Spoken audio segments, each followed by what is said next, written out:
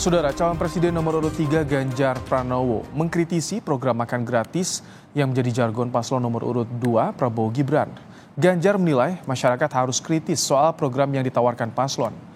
Dalam sambutannya di acara Gerakan Mahasiswa Nasional Indonesia di GBK Jakarta, Ganjar menyinggung soal program makan gratis milik paslon Prabowo Gibran dengan biaya 400 triliun rupiah. Di sisi lain, masih banyak wilayah yang minim fasilitas kesehatan. Ganjar menegaskan masyarakat harus kritis soal program yang ditawarkan paslon dan sesuai dengan kebutuhan rakyat.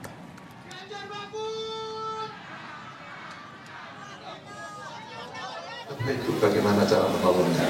Mereka akan membawa ke rumah sakitnya jauh. Kemana mereka harus liwat?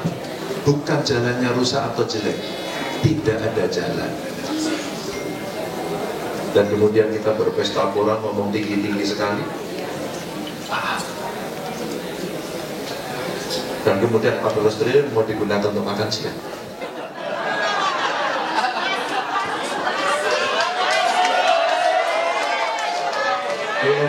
Alumni GMI adalah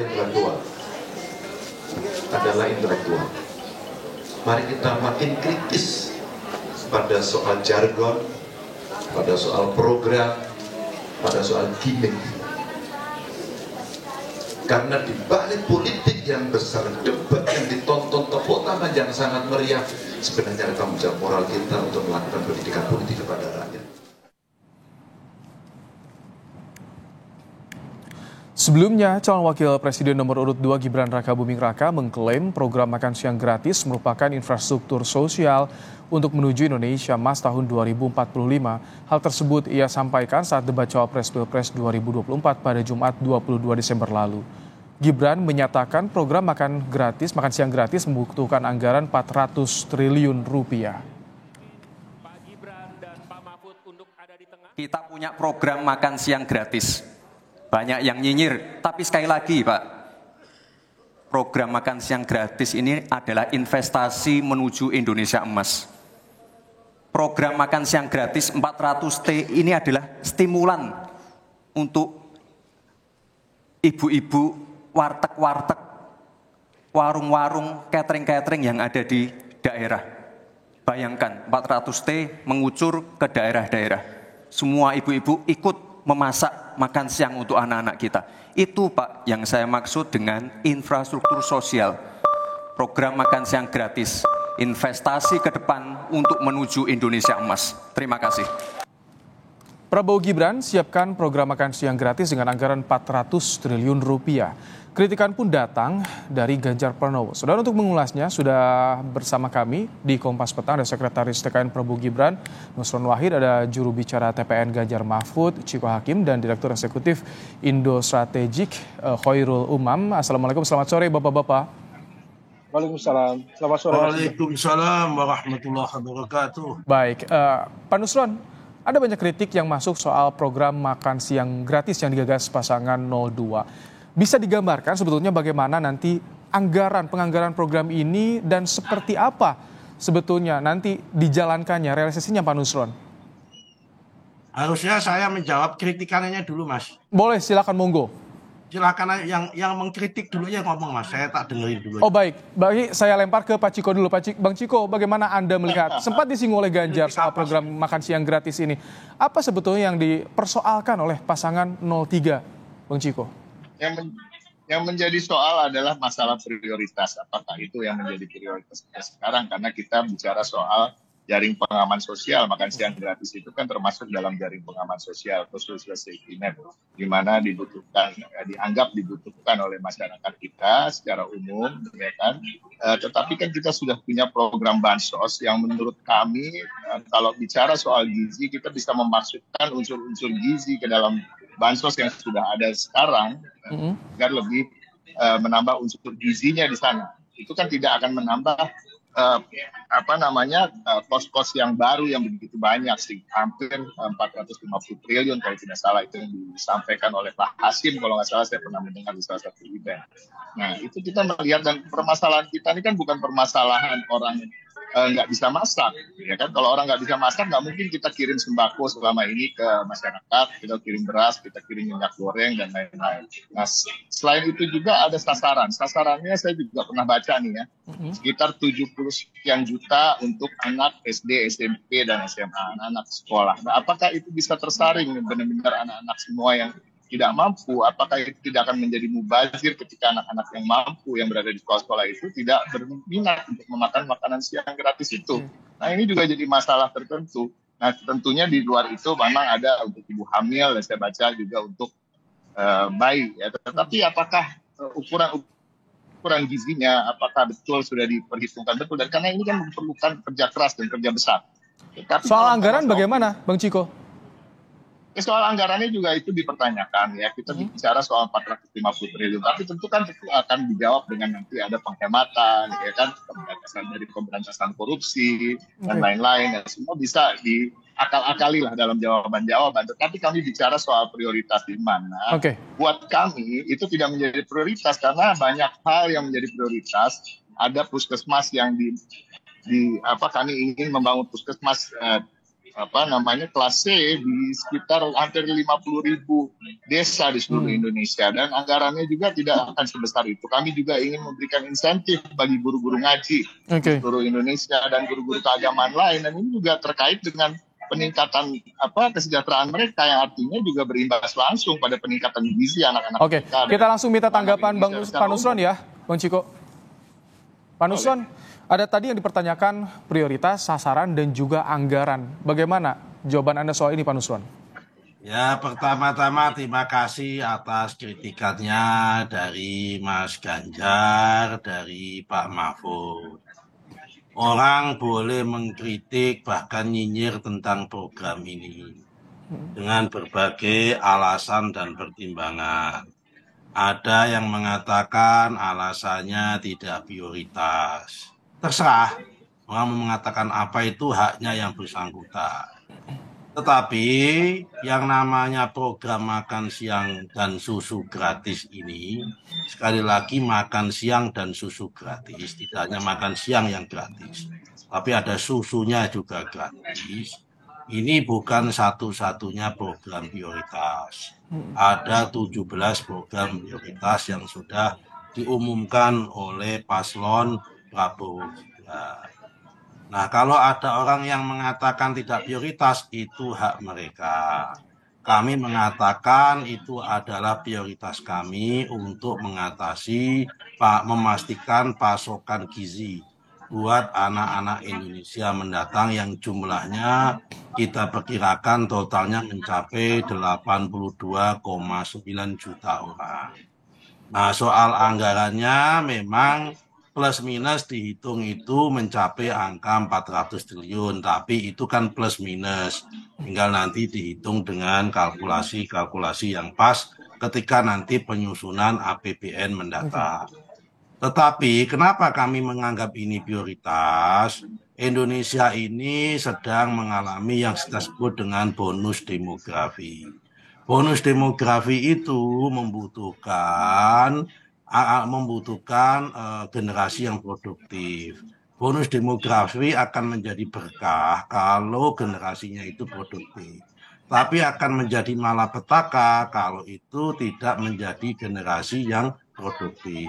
Nah, sumber produktivitas manusia yang paling banyak dibutuhkan adalah protein dan gizi. Dengan orang mempunyai protein yang cukup, pasokan gizi yang cukup, itu semua nanti akan menciptakan generasi yang unggul, generasi yang kompetitif, generasi yang mempunyai kompetensi tinggi, dan generasi yang mempunyai daya saing serta bisa bersaing dalam percaturan global. Semua kita sadar hari ini tenaga kerja kita kalah produktif dibandingkan dengan Malaysia, Singapura, kemudian Thailand, Vietnam, bahkan kita harus mengupgrade generasi muda kita, generasi kita mendatang menjadi generasi yang unggul, yang kompetitif, dan itu harus dipastikan pasokan gizinya harus cukup dan memadai. Kalau ada orang mengkritik, alhamdulillah, terima kasih kritikannya,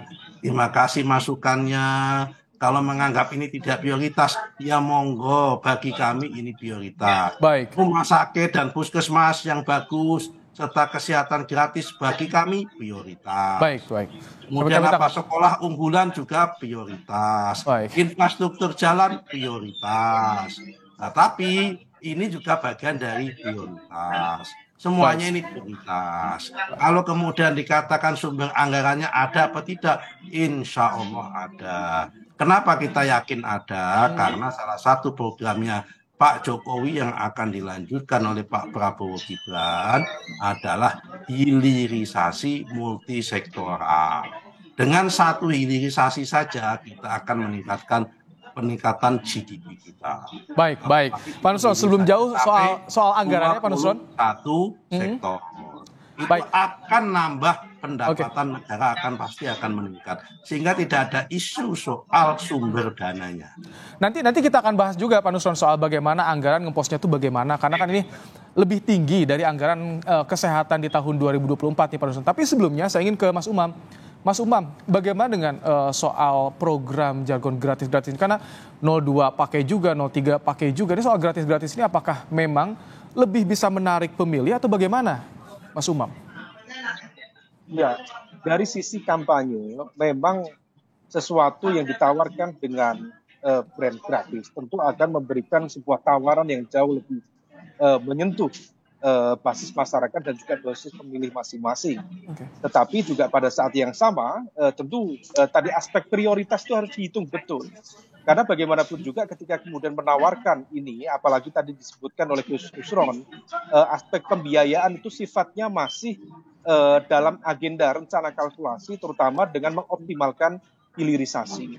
Nah, maka dalam konteks elektoral, memang tawaran-tawaran seperti ini akan memberikan insentif elektoral yang cukup memadai. Karena bagaimanapun juga yang menjadi concern masyarakat kita memang adalah terkait dengan konteks mahalnya bahan pokok, kemudian susahnya lapangan kerja, sesuatu yang berkaitan langsung dengan ekonomi kerakyatan. Dan kalau misal kemudian bicara social safety net atau jaring pengaman sosial, itulah yang kemudian menyasar masyarakat kita. Problemnya adalah yang menjadi tantangan adalah tim dari Pak Prabowo, termasuk Gus Nusron, harus betul-betul menjelaskan secara clear filter sistemnya seperti apa. Karena memang betul kita memiliki struktur masyarakat sekitar 40% yang terkategori miskin atau hampir miskin dalam kategori World Bank. Tetapi kemudian kelompok itu harus dipetakan dengan betul. Mana yang mereka berhak untuk mendapatkan uluran tangan negara, mana yang tidak. Kalau misal dari 70 juta siswa, maka kemudian harus disaring lebih detail supaya kemudian betul-betul sesuai dengan tepat sasaran dan juga berkeadilan. Nah, kemudian di sisi yang lain, Mas, kalau misal kita merujuk pada apa yang terjadi di sejumlah negara di Asia Timur, seperti di Jepang, Korea Selatan, termasuk Taiwan ya, yang dalam konteks status apakah bagian dari China atau tidak.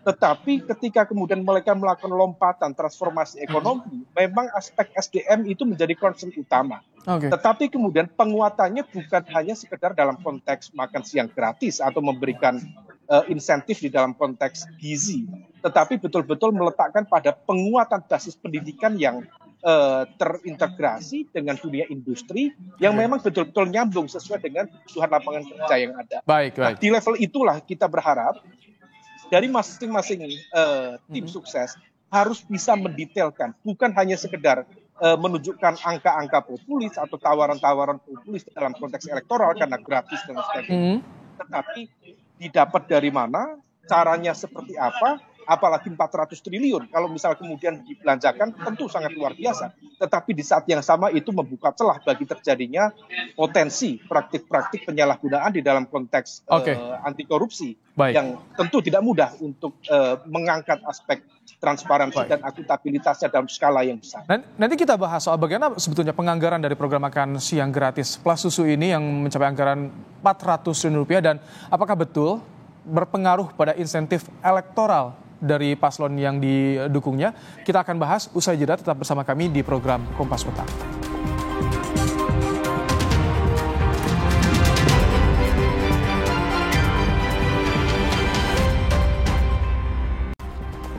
Menyoal program makan siang plus susu gratis yang digagas oleh pasangan calon nomor urut 2 Prabowo Gibran, kita akan lanjutkan pembahasan dalam Kompas Petang kali ini. Masih bersama Pak Nusron, Bang Ciko, dan juga Mas Umam. Pak Nusron, dengan anggaran seperti ini 400 triliun rupiah, bagaimana nanti implementasinya? Tadi ditanya siapa yang disasar, apakah ada filtrasi atau seperti apa Pak Nusron nanti? Gambarannya saja nih. Di mute kayaknya Pak Nusron, boleh dibuka suaranya? Anggaran 400 triliun itu untuk menyasar 83 juta anak Indonesia dan calon anak Indonesia. Saya katakan calon anak karena ibu-ibu hamil yang di dalam kandungannya itu sudah ada janin. Itu juga membutuhkan gizi yang cukup juga. Nah, artinya sasarannya adalah 83 juta anak Indonesia. Kalau perkara ketakutan nanti rentan dikorupsi, semua program di Indonesia itu rentan korupsi. IKTP aja itu korupsi kok. Dan sudah ada salah satu calon paslon yang jadi saksi gitu, kami diperiksa. Kalau perkara masalah korupsi itu, tinggal bagaimana fungsi pengawasannya, bagaimana fungsi delivernya. Di Indonesia ini semua program pasti rentan kalau mau alasannya korupsi. Tapi apakah karena itu kita takut untuk tidak membuat terobosan? Tidak bisa. Itulah justru tantangannya. Tantangannya adalah kita butuh pengawasan yang kuat. Nah, saya tertarik dengan kritikannya Pak Mahfud MD yang disampaikan beberapa hari yang lalu yang mengatakan susunya toh impor. Pak, dengan adanya kebutuhan 83 juta anak Indonesia akan dikasih susu gratis ini, justru ini akan menciptakan opportunity baru. Ada membutuhkan revitalisasi peternakan di Indonesia. Dan ini membuat Indonesia tidak lagi tergantung terus-menerus dengan susu dari Australia, susu dari New Zealand, susu dari Jepang, dan sebagainya. Ada jaminan petani lokal ya, nanti peternak lokal ya Pak Nusron?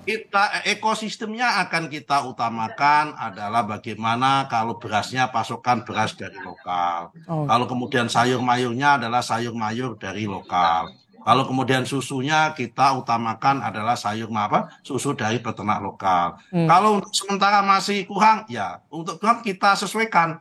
Kita genjot terus tentang revitalisasi industri peternakan kita, dan ini membutuhkan ekosistem baru. Bagaimana kita menciptakan inti plasma antara peternak-peternak lokal atau peternak-peternak yang kecil, kita kerjasamakan dengan industri-industri atau pabrikan-pabrikan susu. Dan sudah banyak yang sangat minat dan tertarik dengan konsep ini. Sekali lagi Mas, saya katakan, kalau ada paslon yang menganggap ini tidak prioritas, silahkan. Kami hormati. Kami mempunyai 17 program prioritas. Tidak hanya ini saja. Ya kan? Ini hanya salah satu program prioritas. Kalau dikatakan bagaimana mekanisme delivernya, mekanisme deliver sudah kita rancang bangun dengan cara kuat.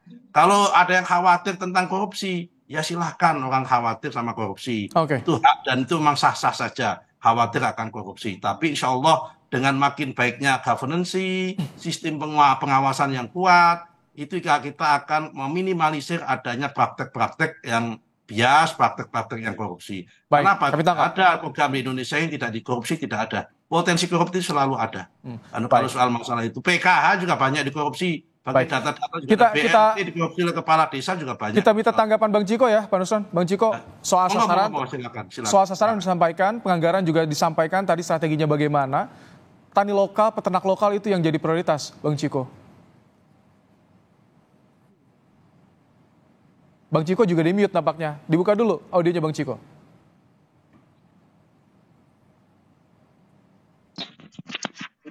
Nah, silakan. Sudah dengar? Udah. Gimana Bang Ciko tanggapannya? Revitalisasi peternakan itu kan tadi disampaikan oleh Pak Nusron kan tidak harus menunggu makan siang gratis itu sebenarnya kan jadi peternakan kita juga sekarang masih belum bisa mencukupi kebutuhan pangan di Indonesia karena kita bicara sapi kita masih impor, jadi itu kan hanya alasan yang ditimbulkan ketika menjawab kritikan dari Pak Mahfud jujur aja. Nah jadi artinya itu akan menambah justru kembali lagi kita akan kembali impor dan lain-lain. Ini data dan faktanya jelas bahwa kita sekarang masih import sapi, ya kan? Artinya sebenarnya tidak perlu menunggu itu pun sebenarnya seharusnya sudah ada revitalisasi peternakan di Indonesia dan undang-undang lokal. Tapi pada prinsipnya kan ternyata sekarang kita masih import semua. Artinya kebutuhan yang sekarang pun kita belum bisa memenuhi. Itu aja. Yang kedua, kembali lagi ya, Pak Nusron juga tadi sudah mengatakan bottom line-nya adalah itu menjadi prioritas dari TKN Prabowo, Gibran, dan kami menganggapnya ini bukan prioritas. Ya. Tapi kan itu memang ada perbedaan, dan situlah the art of politics, the art of campaigning dan politik itu kan selalu emang harus ada perbedaan di antara kita. Tapi kembali lagi, menurut kami memang tetap kami bersikukuh bahwa kalau kita mau menambahkan insentif gizi bagi anak-anak Indonesia itu bisa dimasukkan ke dalam bansos-bansos yang sudah ada sekarang dengan pendataan yang lebih ketat lagi. Menawarkan sistem satu data dan tidak harus dimasak karena tidak ada kita tidak mempunyai masalah dengan memasak di Indonesia ini. Yang tadi kita tetap ingin sampaikan bahwa tadi penyortiran dari soal anak-anak itu dari apakah semuanya berhak. Nah ini kita bukan bicara soal korupsi aja, kita bicara soal mubazir. Kita juga harus tahu bahwa tidak semua orang akan mempunyai selera yang sama gitu di antara 80 juta anak Indonesia, sekitar 70 juta ya kalau dengan ibu hamil dan lain itu menjadi 83 kalau nggak salah ya Pak Nusron. Nah, jadi ini yang juga menjadi permasalahan. Pak Nusron, dengan jaring bantuan sosial saja tidak cukup itu Pak Nusron tadi disampaikan Bang Ciko. Apa Mas? Dengan jaring bantuan sosial saja tidak cukup untuk bisa mengatasi persoalan demografi ini. Mas, kalau dengan jaring pengaman sosial itu dinyatakan cukup, berarti saat ini Indonesia tidak ada isu tentang daya saing, tidak ada isu tentang stunting, tidak ada isu Mas Ibrahim. Gimana? Biar penjelasan gimana Bang Ciko, gimana? Seperti apa? Aku potong sedikit. Tahan dulu Pak Nusron, biar jelas ya. Tidak ada isu tentang rendahnya produktivitas. Oke, tahan dulu Pak Nusron. Saya ingin mendengar jelas dari tanggapan dari Bang Ciko. Yang saya sampaikan tadi, Mas Ibrahim ini kurang menyampaikan ke Pak Nusron. Seperti apa? Silakan. Adalah untuk menambah, kalau mau menambah insentif gizi, ditambahkan ke dalam bansos yang ada. Masa seperti umpamanya kekurangan telur di dalam bansos yang sekarang, kita tambahkan telurnya gitu. Oke. Yang kurang ditambah seperti itu Bang Ciko ya? Betul. Oke. Kan? Jadi mohon maaf Mas ya, Pak Ciko ini belum paham. Jadi di Indonesia ini sudah ada 18 juta per hari ini rumah tangga yang mendapatkan BPNT, bantuan pangan non tunai. Salah satunya ada telur, ada daging selain beras. Itu sudah ada.